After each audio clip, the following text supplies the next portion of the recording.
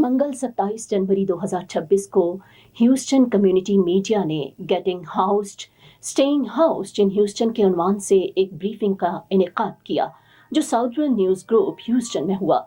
इस इवेंट की क़यादत Sandy close ने की जो एथनिक मीडिया और अमेरिकन कम्युनिटी मीडिया की बानी हैं। इस इजलास में अवामी गैर मुनाफा बख्श और तालीमी शोबों के माहिरीन ने शिरकत की और तवील मुद्दती रिहायशी इस्तेहकाम के लिए अमली इक़दामात पर तबादला ख्याल किया।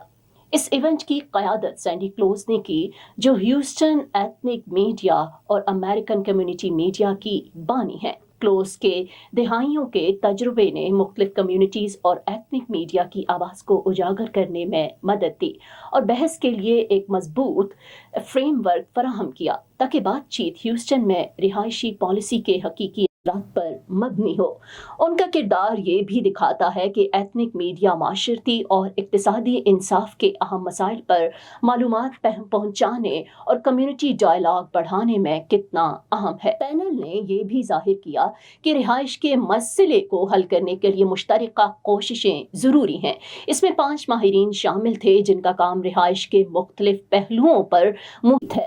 ज़मीन की हुसूलियाती, सस्ते घर, बराह रास्त घर खिदमत और कम्युनिटी वसाइल से कनेक्शन। मुख्तलिफ माहिरीन की मौजूदगी से मसले का जामे जायज़ा लिया गया और ये जाहिर हुआ कि रिहाइश के चैलेंज को हल करने के लिए सिर्फ एक हल काफ़ी नहीं बल्कि निज़ामी और पायदार इक़दामात की ज़रूरत है। क्रिस्टा सोनम, सदर और CEO ह्यूस्टन लैंड बैंक ने बताया कि तंजीम ने $1 करोड़ से ज़ायद की खाली सरकारी ज़मीन को दोबारा फाल करके सस्ती रिहाइश फराहम की है ताकि ज़मीन की ज़्यादा कीमत को कम करके लोगों के लिए घर खरीदना मुमकिन बनाया जा सके। Ashley Allen, executive director Houston community land trust ने लैंड ट्रस्ट मॉडल की वजाहत की जो ज़मीन की मलकियत और घर को अलग करके मुस्तकिल सस्ती रिहाइश यकीनी बनाता है, जेनेट्रिफिकेशन से बचाता है और कम आमदनी वाले ख़ानदानों के लिए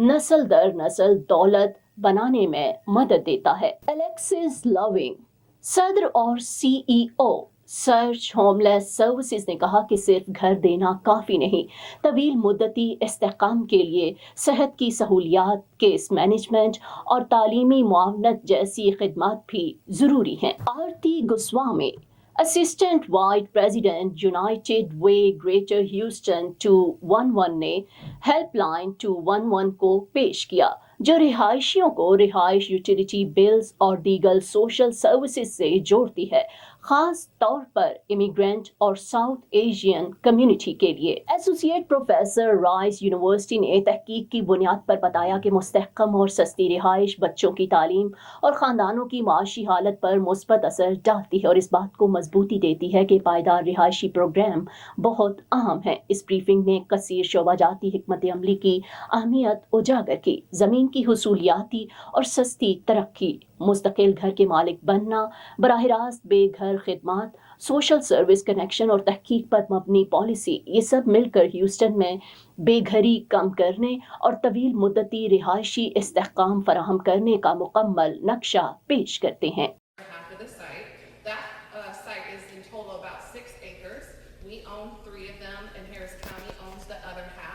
They are going to turn their half into about 120 multifamily affordable units, and we're turning ours into about 40 single-family homes that will not just be affordable, but they'll also be energy efficient and resilient to help with. You're deciding to give somebody keys. So somebody moves into housing, that is certainly not the end of homelessness. It's not. It might be the end of their literal homelessness or literal experience, but it's certainly not the end of this journey.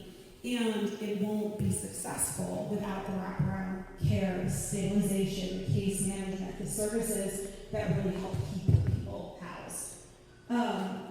For some folks, it is economic barriers to keeping their housing. You know, it's about getting a job, it's about managing money, it's, they have really high bills at one period of time. And if we work with them on those things, they generally can maintain their housing pretty independently.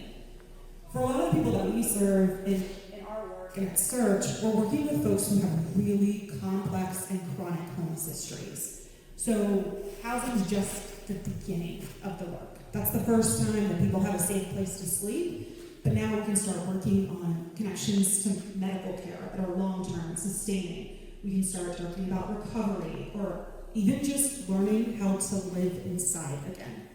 I know that sounds ridiculous. Like, how would somebody move into a place and not feel safe and stable? But housing is both stabilizing and destabilizing. People lose their community or their connections or their sense of safety and familiarity when they move in. Greenland.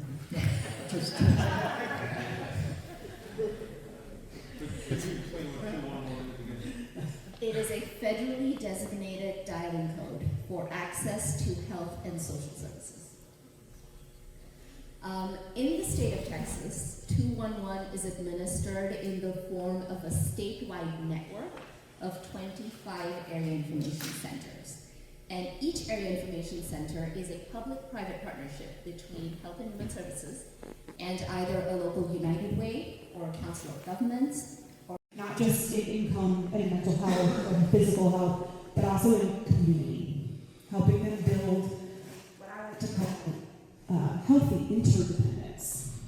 From independence. From independence. To interdependence. Right. So a lot of times when we're talking about homelessness, or just poverty in general, people say that the goal is to get folks independent. And independent, that word gets used so often. I hate that word because none of us are independent, right? I was on my mom's phone bill. I'm a adult woman with children, right? A husband. I was still on my family phone plan up until 2 years ago, right?